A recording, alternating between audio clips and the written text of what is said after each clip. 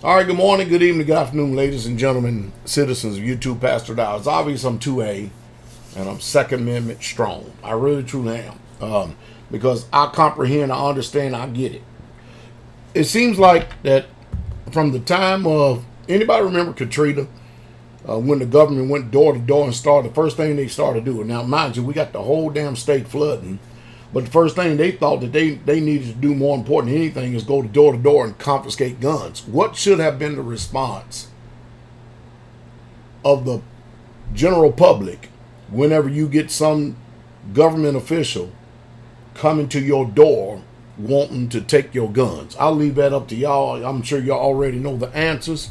And people got to understand that just because you are in a so-called official position, you start doing things that's breaking the Constitution, and you're starting to infringe on people's rights and stuff. There's a consequence. There should be consequences, and the consequences are already written down in the Constitution of what should happen. But I tell you one thing: it seems like the gun grabbers, they never, ever stop. Now, what we've got.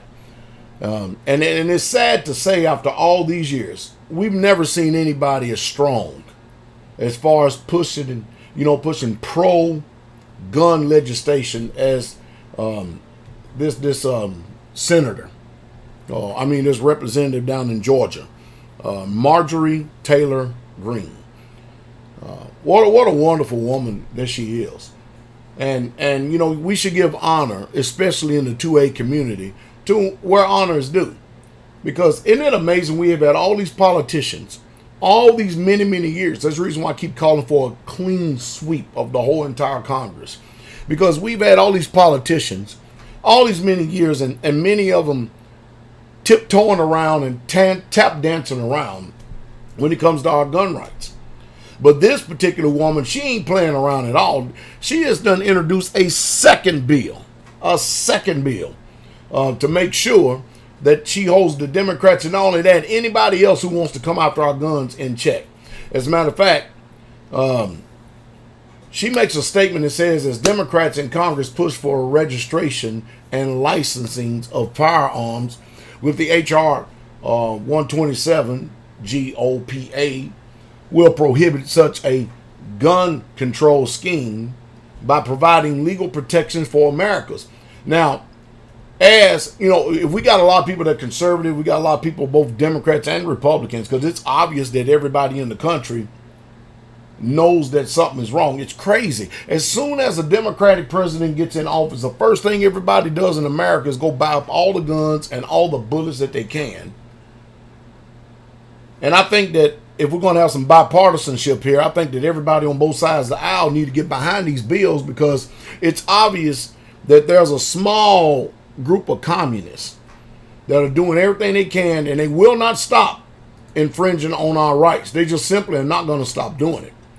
But this particular congresswoman, this Marjorie Taylor Green, man, we need to get behind her, and it needs to be more than just words, because she's doing it. She's doing it literally for us, because she can see exactly what's going on. And it's sad that we've had all these politicians that mean this many years, and none of them has ever come up with this type of legislation to where you're going to bind the powers that be to make sure that they will stop infringing, and no matter what they do. It should be crystal clear, cut and dry. We should have reciprocity all across all 50 states, but we don't. Letting you know that it's amazing that anytime you hear that Texas talking about seceding from the Union, we don't think that California, New York, New Jersey, Connecticut, Washington, D.C., Chicago, we don't think that all these people have already seceded from the Union with these communist gun laws. What type of mental gymnastics are people playing today? And what's happening? New York, man, Cuomo, boy, huh? Wow. And did you see his brother the other day? I'm digressing here for a minute. When the COVID-19 crisis was going on, he was all behind him 100%, supporting him and stuff. Now, all of a sudden, he wants to distance himself because he's his brother, and he can't get on there and report the news. That's CNN for you, hypocrisy, right? But anyway, what is the trouble nowadays that one minute we want to play this side of the field, next minute we want to play this side of the field, when it just can't be just blanket righteousness and blanket justice all the way across the board. It's obvious that you're in America, that we should have reciprocity for all 50 states, but it ain't that way. And if it's not that way, don't be crying about Texas wanting to succeed from the union, because you can't damn blame them. You really truly can't when you look at it, because there really is no union, because there's no unity concerning the laws whatsoever at all. And it's sad that out of all of the bills and all of the amendments and all of the laws that continue to systemically keep coming up in this country, it's always somebody, and here come the Biden administration again after the Second Amendment.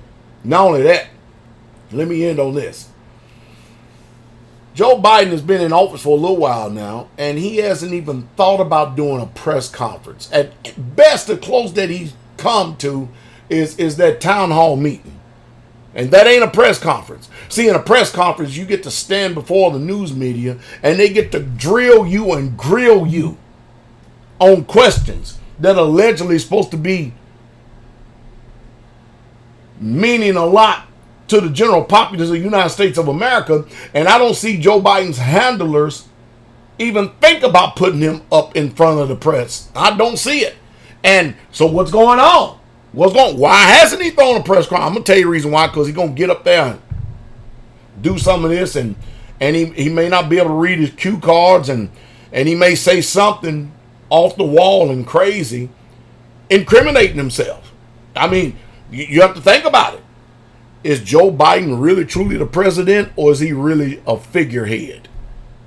Think about that for a second. Already 60-something executive orders. Man, talking about everybody worrying about Trump being a Caesar or a dictator or something. You tell me what the world is Joe Biden them doing right now. You tell me what the Biden administration is doing, what the Democrats doing right now. Anyway, we need to keep it to the fire and keep on talking about and keep pushing, not only to support this Marjorie Taylor Green. Is that right? Yep. Wonderful representative down in Georgia. Probably the best representative as far as a 2A advocate that we have in the United States of America. She's only been in a short period of time, and this is a second bill she's already introduced. We need to show support to her more than anything. We really, truly do. But I tell you, I'm also interested in the reason why Joe Biden is not in front of them cameras and having a press conference. I mean, Trump, his first press conference, I think, was 77 minutes? He stood toe to toe. Ain't that some mess going on in this country? You know it is.